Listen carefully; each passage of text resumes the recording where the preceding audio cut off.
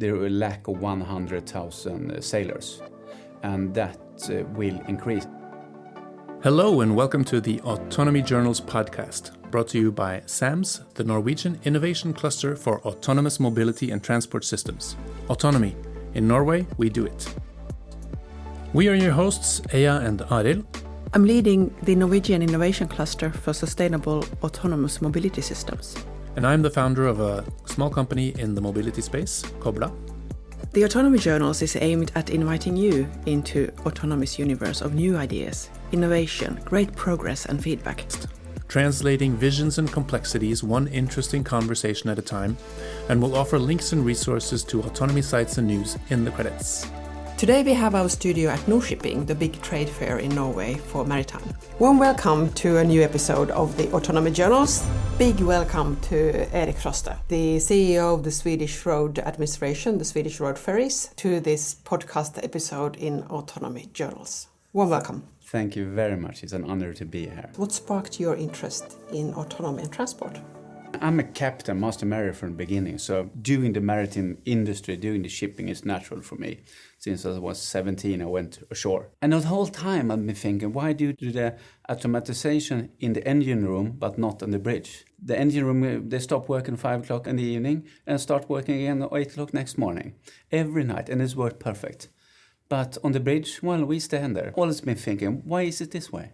So I guess that's the start. So you found a problem and made a lifelong journey about solving. Well, maybe afterwards we can say that, but of course that is not really true. Now it is more into how do we do our ships, our fleet to lower environmental impact. How do we do that? And there the automatization is coming in very, very strong. That's our goal. Let's help our listeners to get a bit of context. Swedish Transport Administration and Road Ferries. Yeah. What are they? Yeah, Swedish Transport Administration, they are running all the railway, all the roads and another long-term planning for all the transport in Sweden. And we are a small part of it, like 10%, Swedish Road Ferries. So we are part of the government. So the Swedish Road Ferries, where I am in charge then, since 8 years now, we have 70 double-ended road ferries, something like 60 cars big, 100 meters long. So 70 road ferries divided into 40 different places. We also have 4 ship repair yards, 800 persons working there 24/7, of course, turnover 120 million euros. But only in Sweden, governmentally owned, and a strong drive going to electric right now. I just looked at the TikTok, very reliable source of course, that Sweden is the country with most islands in the world. Yeah. And that, of course, means that there would be a lot of road ferries as well. Yes, only in the archipelago of Stockholm, where I lived and I was working on ships, it's 40,000 islands, only in Stockholm. So yeah, there is a lot of islands. And there's a lot of discussion which of the islands should have a governmentally run ferry or which should have something else or which are on their own. In the Swedish system, the ferries are an alternative to a bridge. Exactly.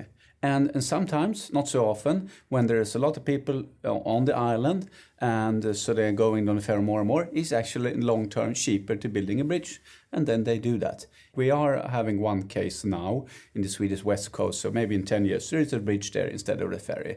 And there's also automation coming in. If we automation, it will be cheaper and lower environmental impact, so maybe less bridges and more ferries. And of course, I love ferries. What's the ferry operations long-term vision, and how will your division evolve in the coming 10 years? We have a very, very clear strategic plan, what we call Vision 45. When we first decided that 7 years ago now, we will go to zero emissions, reducing the climate impact, reducing CO2 emission, and reducing everything else, also in the environment, noise and things like that. Going to zero. During the way, we of course learned a lot. If it starts with electric, you get digitalisation almost for free. And when you have the digitalisation, then you can go to automatize or do an autonomous. So there are steps there. And as they have 70 vessels, basically we have to transform 2.5 every year. Otherwise we will fail. What's the benefits, automation and autonomy in ferry operations? I'll tell you a little story. Eleanor, she is, let's say, 88 years old. She's living on an island. She's born there. been living there all her life. Her husband was a fishing man. He died 10 years ago. So her kids is also born there, but her grandkids are not born there, but still coming there in the summer. Still have a ferry 24/7, and not so many people living there anymore. And unfortunately, also Eleanor now is getting ill. So she needs help from society. So twice a day, there are coming people to help her taking her medicine, maybe cleaning the house and so on. And now she's getting even worse. So now she needs help also in the nighttime. And unfortunately, our service, it ends at 22 or 23 in the evening and starts again 6 o'clock in the morning. So what will happen now? The society will force Eleanor to move ashore to her elderly home, not where she had been living 88 years. So the last years of her life, she has to live somewhere else because the service is not there. We could go, but there is lack of sailors and there is lack of money. If we manage to do what we are doing right now, we have the ferry in place, they're going electric, running them autonomous or from a remote operation center is basically costing nothing. So letting Eleanor stay in the last years in life, or her beloved little island, that's our goal with autonomous, increasing the service for the people living out there, and at the same time reducing the energy consumption, reducing the impact on the environment. So increasing service level at the same time as decreasing the environmental impact. But also our routes are quite short. So basically 50% of the energy consumption is for the maneuvering, docking. We strongly believe, and we have proved, that the algorithm can do that better than, unfortunately, our best captains. We have been doing eco-shipping, educating our captains 20 years soon. Mm-hmm. And every time you see the same thing, the week they have done the eco-shipping is going down 30%, the savings, perfect. Everyone is really happy. But it's going back up again. But if we do this automatic, we can reduce it down to 30% and stay there and hopefully continue going down. You mentioned something about not being able to staff easily. That is a problem. There is a lack of 100,000 sailors, and that will increase. There are lots of benefits in automation. The disadvantages and risks are there. Of course there is risks. We can also see that it's taken longer time than we expected a few years ago. But the idea is to reduce the risks. If we compare once again with the automotive industry, with the cars, I'm driving a Volkswagen and it had lane assist. I can basically not go into the ditch or go into the other side. Parking, the car is peeping all over. And on ships, on vessels, we have nothing like this. Just the last weekend was 2 groundings around the Swedish coast. One was a drunk sailor and the other was falling asleep. We are humans. These things happen. And not only there are accidents and oil spillage, also the poor person, even if he falls asleep, he will bear this with the rest of his life. I'm not feeling very good about it. I'm so convinced that going more automatic system and continuous going to autonomous will be safer. The development plan to have new ferries, approximately 2 ferries a year. Yeah. How does the plan align with the vision, and what are the key milestones? Because it's not only about ferries, is it? Ferries is one thing, of course, the system on board. One thing we are doing very hard now is doing a modular thinking. So we have the same thing on every vessel. We need, for instance, having a digital twin ashore. So before we are pushing out a new software update, you have to test on the digital twin. Like a computer, you have to stop thinking the vessel like stand-alone vessel. This is part of something bigger. This is part of a fleet, and we have to do it exactly the same with all of them. Otherwise, we one Monday morning will not have one vessel that doesn't work. We will have 12. And I would like to avoid that. So it's the actual ferry, the hardware, and then it's the software, and then it's the people. How is the change management of the people planned? When we start talking about this 5 years ago, I thought the protest would be much higher, much more. But we are very clear, just like the average age of our vessel, 38 years, the age of the captains and the ABs on board are also very high. I have standing on scene in front of my people, my 800 people, saying, we will not fire any one of you due to this, because we will need you all. But of course, we will not employ so many new ones. Even with the automation, moving the captain ashore, we will have hard finding skilled people in the future. We have 40 different lines. We are saying we will not fire anyone, but maybe you are not fit to work with this new state-of-the-art vessel. Maybe you have to move back to someone diesel standalone vessel. Yeah, okay, that will happen. It's a big change. So you have started implementing the plan already? Oh yeah, the first one is coming up to Sweden in July. And that is a vessel with auto-docking, auto-crossing, auto-mooring. It will have anti-collision system that will be working maybe not 100 day one. But this is the autonomous system. We make a difference with the system and then autonomous vessel, because that is something else. Taking ashore the crew and getting the permission from the various authorities, that will take some time. Can you share us a little bit with the technical solutions that you have chosen? For us, basically, we have bought basic double-ended ferry from a shipyard in the Netherlands. We have 2 now building, first one coming up soon, and then an option of 2 more. So we have been having very close working relation with Kongsberg. We and Kongsberg have learned, we never thought it was easy, but it was even harder. So we have some hard discussions and we have some great discussions with all parties. Are there some lessons learned that you'd like to share? Yeah. Oh yeah, there's so much to learn. I mentioned the digital twin. We see it so extremely important because we are operational. We know what's going to happen.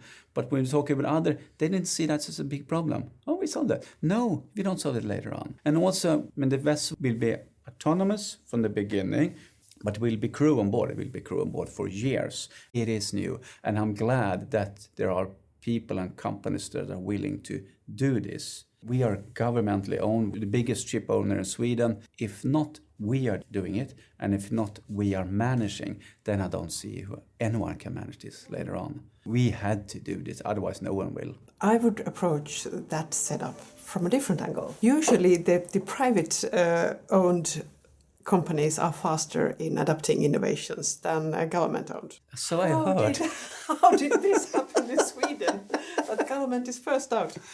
Well, it wasn't really an instruction from the government. We started. We saw so many benefits. Really, it was for the greater good. We understood this will cost, this will be complicated, and we will cry a few nights. But seriously, if someone got to do it, we should do it. We have the power and we have the possibilities. As an advice to other people working with their governments, what's your piece of advice to make this happen?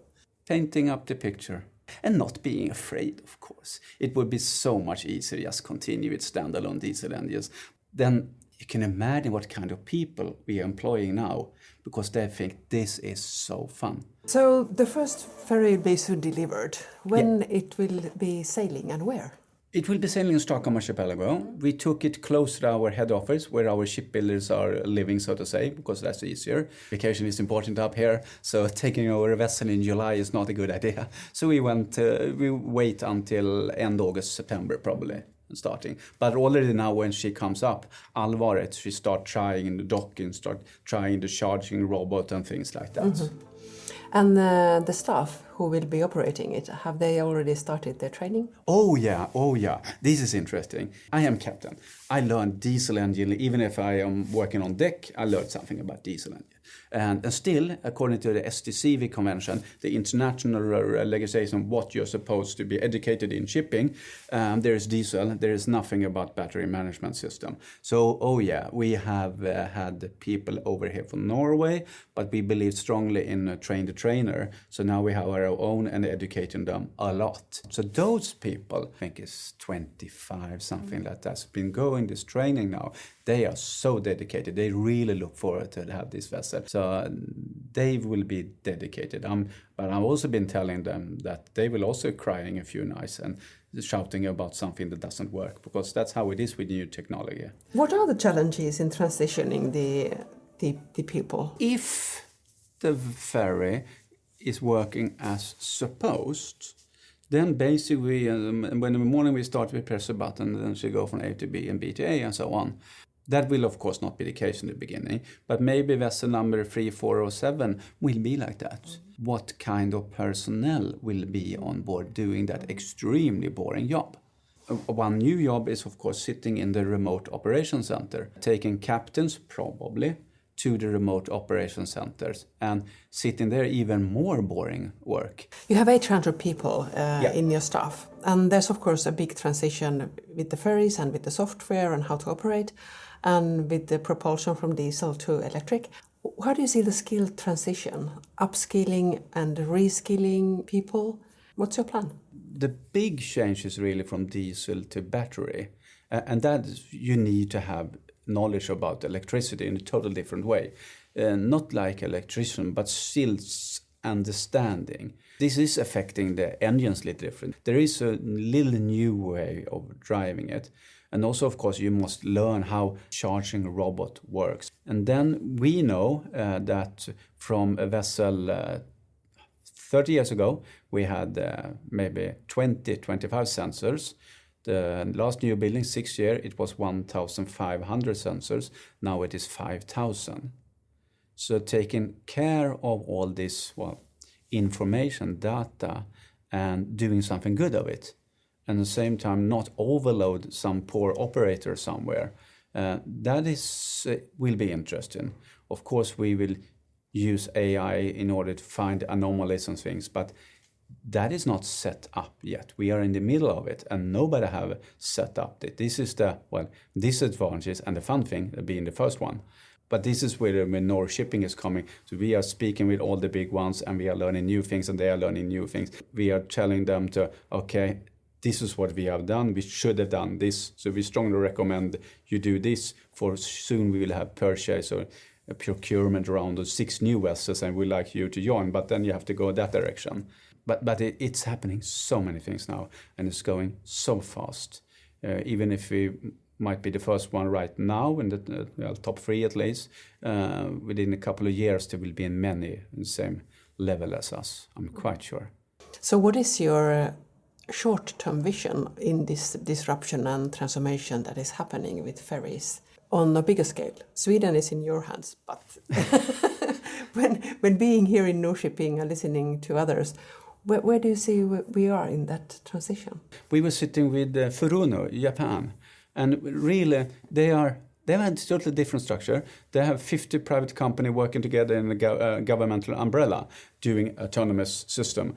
And learning from them was so interesting. And they also learned from us. We were sitting 1.5 hours just talking, how they are thinking, how we are thinking, how much they have done already, which we have not had time to or forgot, and other things that we have been doing. He was extremely interesting between the cooperation between Sweden and Norway and so on. So it is maybe like fairs like this we can make a major step forward, because now we know who to work. But there is Scandinavian up here, the Norwegian, Sweden, and some Denmark and Finland as well. It is really here, it's happening.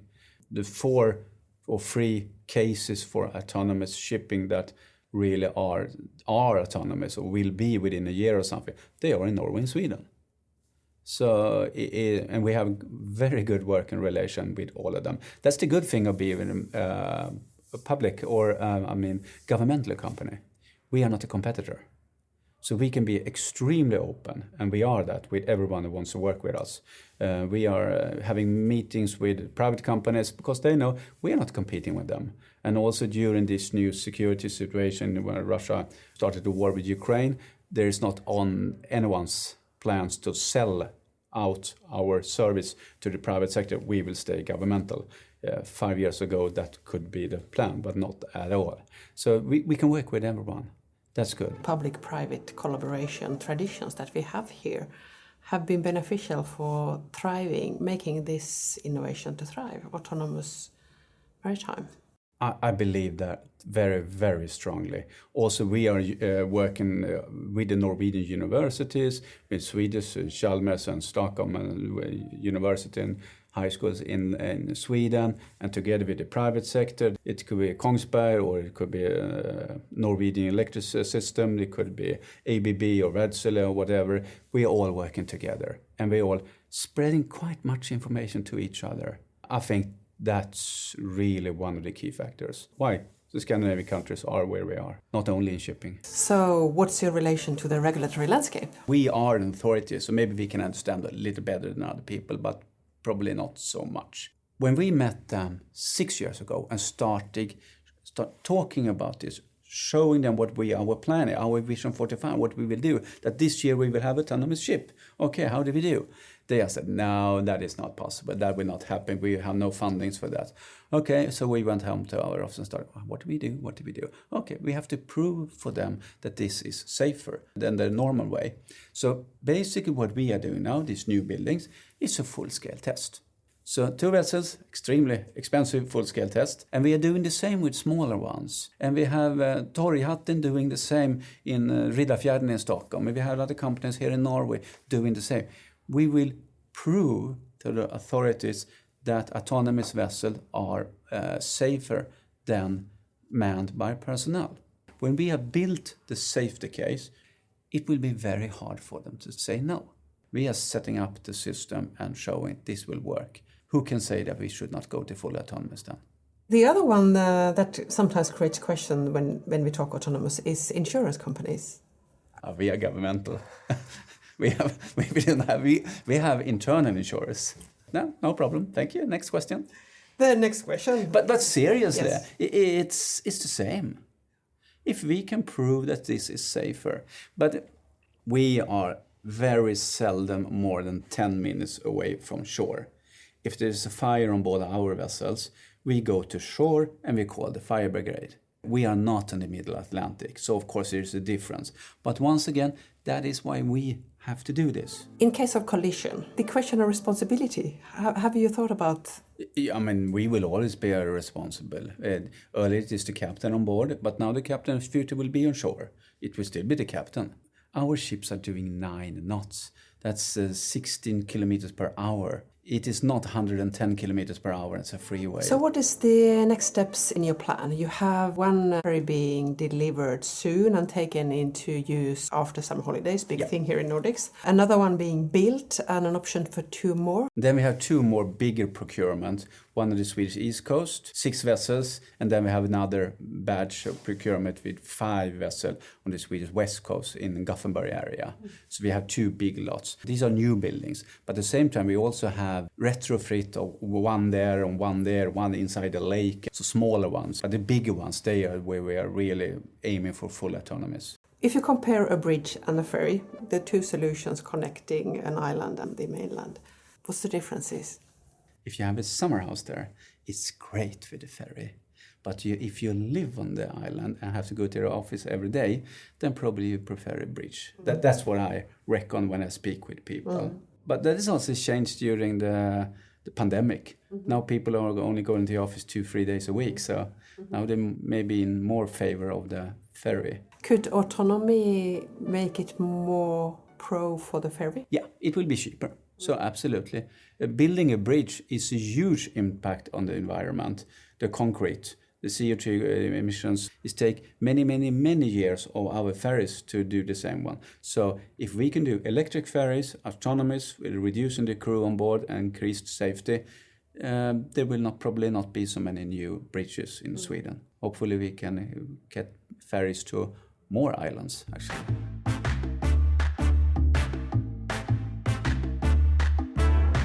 What is your autonomy confession? I mean, I believe strongly in autonomy, both in the maritime sector and in, private life. When I'm in the Friday afternoon, going to my summer place, close to Stockholm, 1 hour's drive, I come out to the summer place, my robotic lawn mower. That is great. Coming out there and the lawn is already mowed.